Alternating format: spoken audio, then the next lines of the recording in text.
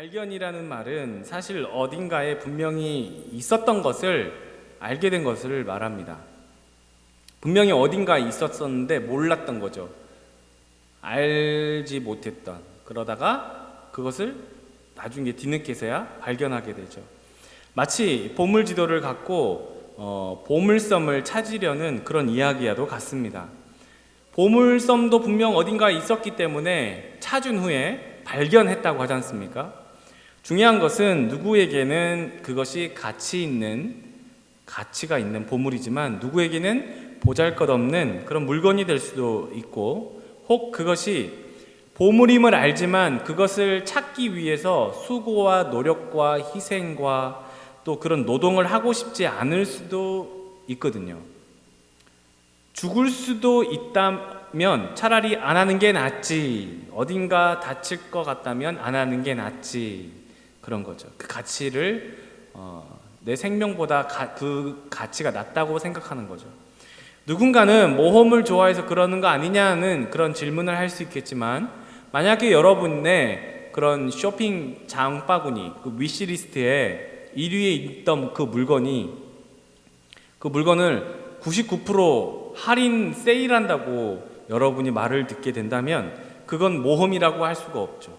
그것을 사기 위해서, 그 물건의 가치를 내가 알기 때문에, 그리고 내가 절대적으로 필요하기 때문에, 정확하다면 그 모험을 좋아하기 때문에 그것을 사겠다 한다는 그런 말은 설득력이 없어 보입니다. 모험을 좋아한다기보다 그 가치를 알기 때문에죠. 우리는 무엇인가에 대한 그런 소유욕을 갖고 있습니다. 갖고 싶어하는 욕구, 투명 액체 괴물을 가져야만 행복해지는 그런 마음, 미니카를 가져야만 행복해지는 마음,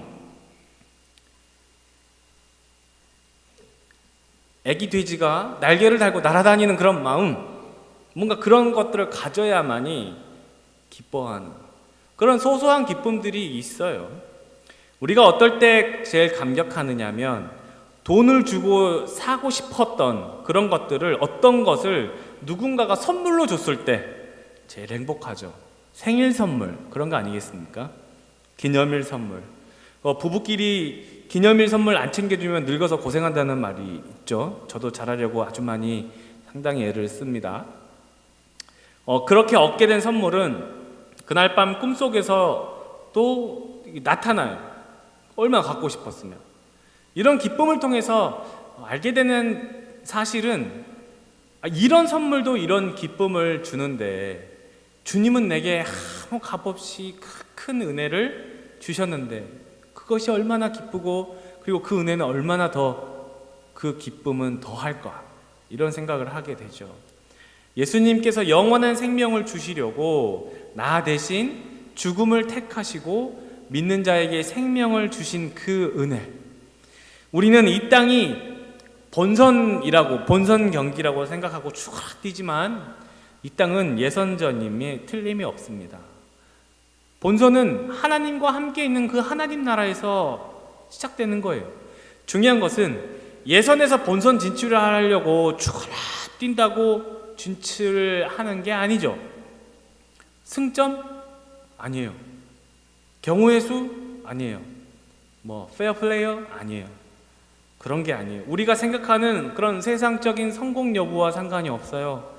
결정적인 것은 내 판단과 내 기준과 상관없이 하나님의 판단과 기준에 의해서만 본선에 진출된다는 거예요. 그 은혜를 받은 사람들이 진출된다는 거예요. 그런 사실이 세상 사람들을 안타깝게 만들죠. 세상의 기준이 아니기 때문에. 하나님 나라는 은혜거든요. 그 은혜는 감추어져 있어요. 신비함이죠. 미스터리예요. 하나님의 나라는 우리의 지성과 지식으로 다 알 수가 없어요. 영원하신 하나님께서 이렇게 온 우주 천지를 창조하셨을 때, 이건 진짜 우주를 찍은 사진이에요. 진짜 이쁘죠. 이런 우주를 만드시고 저기에 해를 두시고 또 달도 두시고 지구를 두시고, 그리고 우리가 살아갈 수 있도록 나무도 만드시고 여러 가지들을 만드신 다음에 우리를 만드셨죠. 자, 그렇게 창조하신 때 우리를 시간이라는 범위 안에서 살게 하셨어요. 하나님께서 시간을 만들어 두시고 그 시간 안에 우리가 살게 하셨어요. 공간이라는 범위에 살게 하셨어요. 우리의 시간은 흐르지만 하나님의 시간은 변함이 없어요. 하나님의 시간은 어제나 오늘이나 동일해요. 우리가 살고 있는 이 시간에 제한을 받지 않으시는 분이에요. 영원히 사시는 분이죠. 우리의 시계는 한 방향으로만 흐릅니다. 그래서 우리에게는 시계 방향이라는 게 있어요. 하지만 하나님의 시계는 한 방향이 아니에요. 그렇다고 반대 방향만 있는 것도 아니에요. 어떤 방향으로 흐를 수도 있어요. 우리가 알 수도 없고 이해할 수도 없는 그 하나님의 나라, 시간이 제한받지 않고 공간이 제한받지 않아요. 그래서 하나님은 우리와 지금 이 시간 이 밴쿠버 이 가운데 예배 가운데도 계시지만 여러분 마음 가운데도 있고 동시에 한국에도 계시고 동시에 예배드리는 저 북한에도 있고 또 저 멀리 정말 그 힘든 그 중동 지역에도 예배하는 사람들 가운데 하나님이 함께 하세요. 이 모든 지구상에 하나님이 동시에 함께 하시는 게 하나님의 능력이고 하나님의 나라예요. 자, 따라서 이 시공간의 세계에서 우리가 살다가 주님이 우리를 부르시는 그 날부터 우리는 이 지구상에 있는 이 시간과 공간에서 벗어나서 하나님 나라의 시간과 공간으로 가게 됩니다. 하나님 나라의 그 영원한 시간, 영원한 공간으로 우리가 가게 되는 거예요. 영원한 세계에서 살게 되는 거죠. 그 신비함이에요. 그것은 예수 그리스도를 믿는 자에게만 허락된 은혜라고 말씀하는 거예요. 감추어져 있는 거죠. 아무도 그걸 알 수도 없어요. 사실 믿는 우리에게도 아직 그 나라를 가기 전까지는 경험해보지 않았기 때문에 우리에게도 그것은 일부분 감추어져 있어요. 그렇지만 그것이 영원하다라는 것을 우리는 성경을 통해서 알게 된 거죠. 부분적으로. 예수님께서 십자가에서 죽으심은 그것이 pass through 할 수밖에 없지만 우리의 죽음은 예수님이 죽으셨기 때문에 우리가 패스 오버를 할 수 있는 거예요. 우리는 우리가 그 죽음을 당하고 어떤 죽음의 세계에 이르는 게 아니고 우리가 죽은 순간 우리가 하나님 나라, 하나님을 뵐 수 있는 거예요. 예수님의 그 십자가 때문에. 믿는 사람들은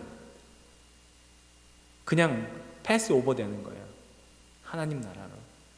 예수님께서 그 죽음을 통과하셨기 때문에 말이에요. 누군가는 그 죄에 대한 죄값을 치러야 하잖아요. 흠도 많고 죄도 많고 의지도 노력도 또 힘도 보잘것없는 우리가 그 어마무시한 그 죄를 감당할 재물조차 될 자격이 없어요. 우리는. 그래서 그 죄를 치룰 능력이 못 돼요. 재물 자체가 안 된다는 거예요. 우리의 그 죄는 너무너무 커요. 너무너무 강력하고 어마무시한 거예요.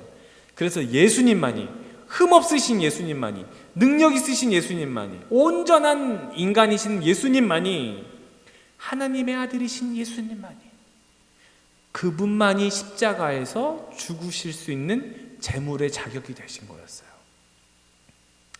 그 때문에 우리는 주님의 사랑으로 죽음을 넘어갈 수 있게 된 거죠. 신비함이에요. 이걸 어떻게 누구한테 얘기하면 말이나 됩니까 그게? 아니 그게 지금 논리적으로 지금 설득이 된다고 생각하세요? 납득이 되냐고. 납득을 해보세요. 이런다. 누군가에게는 보잘것없는 이야기일 수 있어요. 기가 차고 코가 막히고 입이 막혀서 말이 안 나온다고 할 수 있지만 누군가에게는 찾아오신 그 예수님을 만나고 그 예수님과 사귀게 되는 귀한 사랑의 경험담이 됩니다. 신비해요.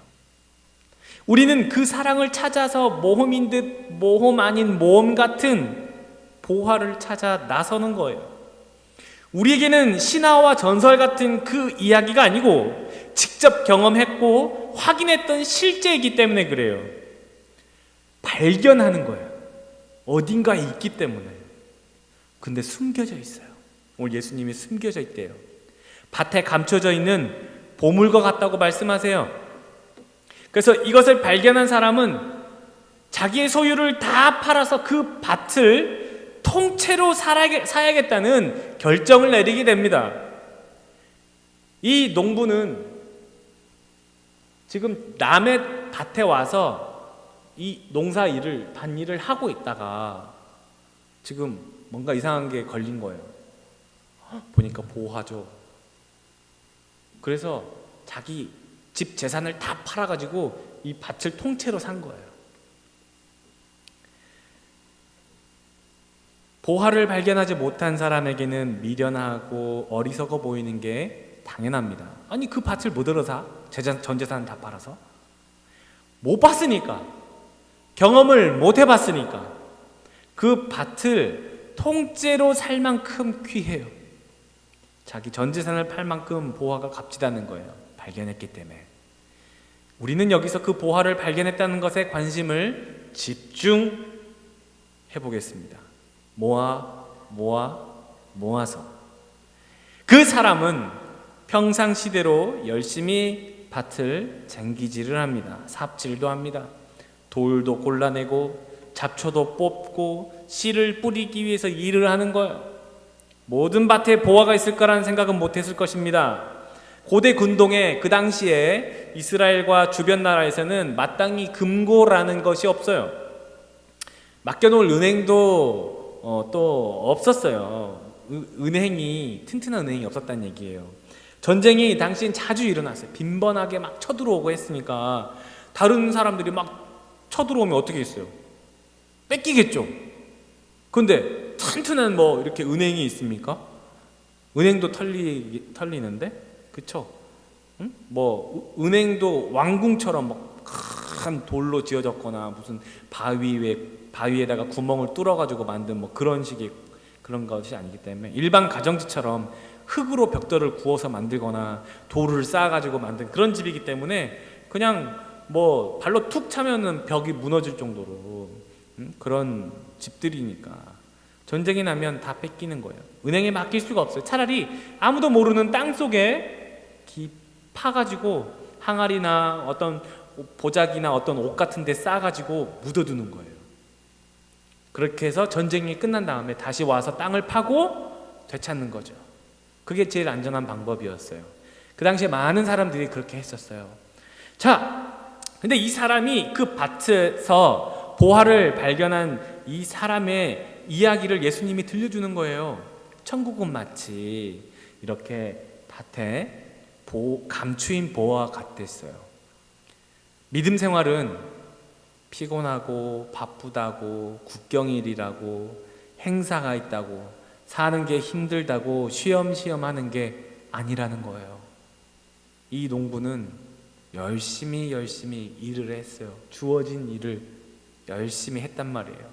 모두에게 밭이 있지만 그 밭에 보화가 있는지는 아무도 몰라요. 쟁기질을 해야 하고 풀을 뽑아야 되고 돌을 골라내야 되는 작업을 하는 동안 김새를 차리는 거예요. 막 삽질도 하고 쟁기질 하다가 턱 하고 뭐가 걸린 거예요.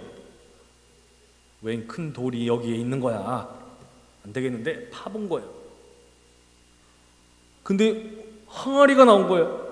항아리 뒤집어 보니까 막 금반지에 막 목걸이에 이렇게 막 보화가 나온 거예요.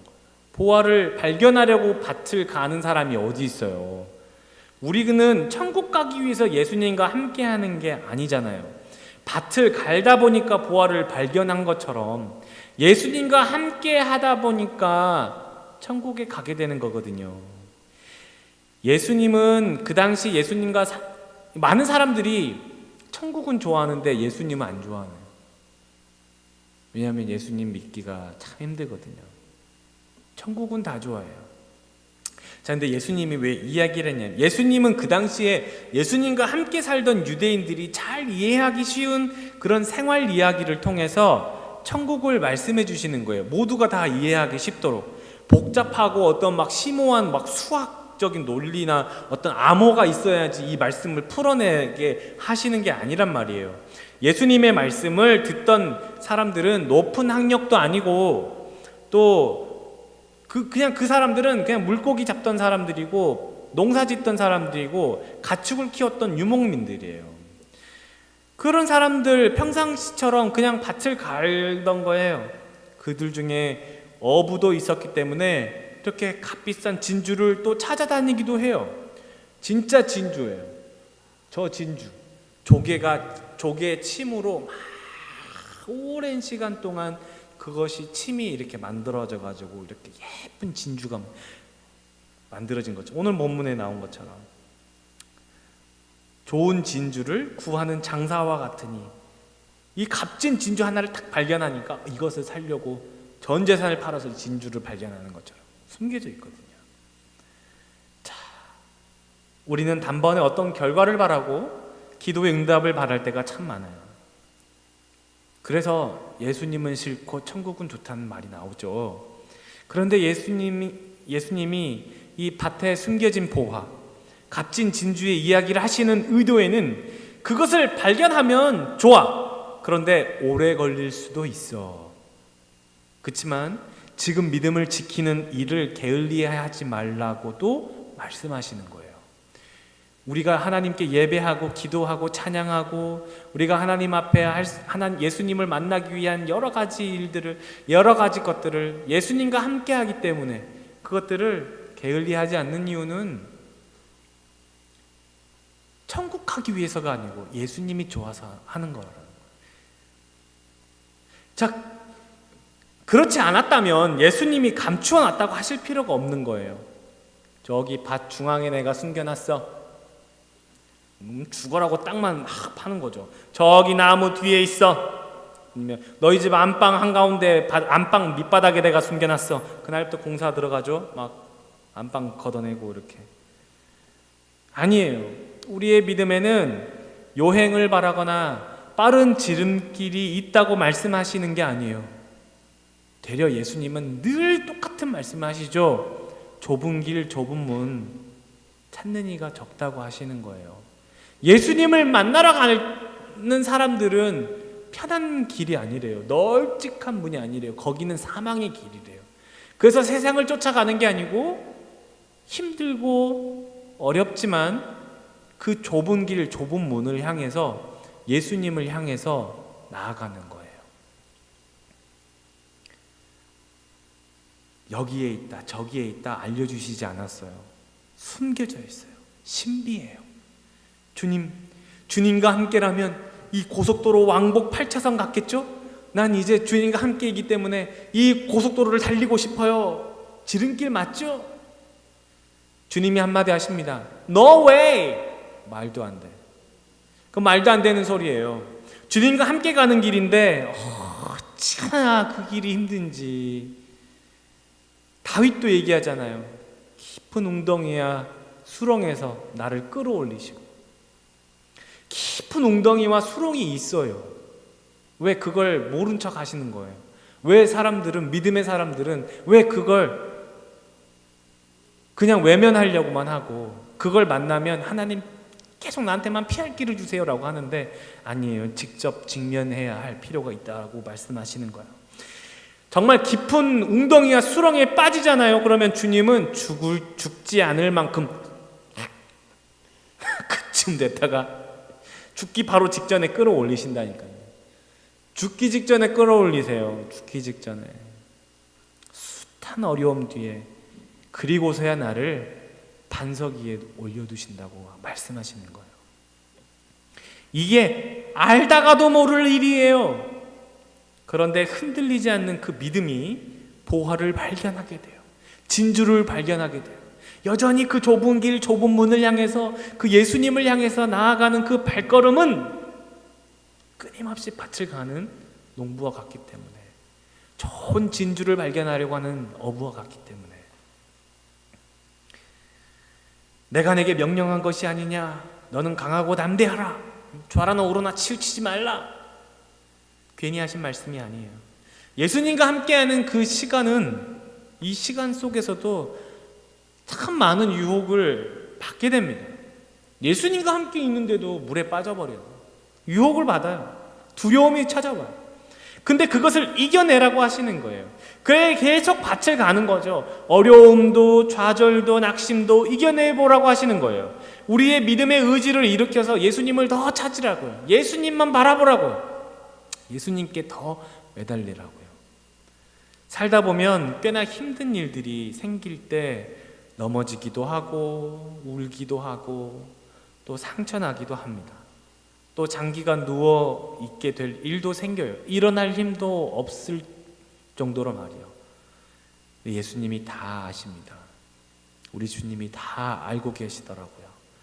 그 아프고 힘든 순간에 나의 도움이 어디서 올까 스스로 이제 주님을 찾는 거예요.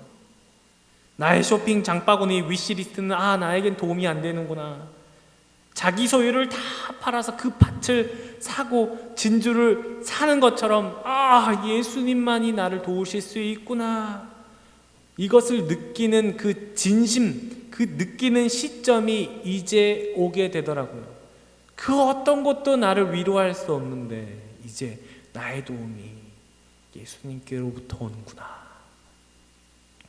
그 힘든 순간에, 그 절망의 순간에 그 누구도 위로할 수 없고 힘도 안 되는 주변을 그제서야 인식하고 약복강의 야곱처럼 마음을 추스리면서 예수님을 향하기 시작해요. 아무것도 없고 어려움 찾아왔을 때 그저 주님 앞에 이렇게 기도하는 이 엄마의 모습처럼, 이것을 바라보는 이 아이들처럼 어려움이 왔을 때 예수님께 매달려야 하는구나. 그걸 발견하게 돼요. 내가 그동안 밭을 갈았는지 아니면 보화를 발견하려고 밭을 갈았는지 되돌아보게 돼요. 그리고 다시 주님께 매달려요. 나의 도움이 어디서 올까? 거기서부터 감추어진 그 보화가 무엇인지, 값진 진주가 무엇인지 발견하게 돼요. 바로 그 보화는, 그 값진 진주는 바로 예수님 자신이었어요. 그것이 바로 예수 그리스도였어요. 감추인 보화도 값진 진주는 예수 그리스도예요. 그것을 발견하니까 다 팔고 예수 그리스도를 사는 거예요. 예수님이 얼마나 귀한 분인지, 얼마나 영광스럽고 얼마나 아름다우신 분인지 발견하기 위해 오늘도 이 광야 같은 길을 주님과 함께 걷는 겁니다. 깊은 웅덩이가 있어도 수렁이 있어도 그 좁은 길, 좁은 문을 향해 예수님과 함께 그 길을 걷는 거예요. 그리고 우리의 그 믿음이 더 커지기를 원하시는 거예요. 보화를 발견하고 기뻐한 농부와 같이 우리 모두에게 그 예수님의 은혜와 그 기쁨이 충만한 레베네스 모든 가정 되시기를 예수님의 이름으로 축원합니다. 기도하겠습니다.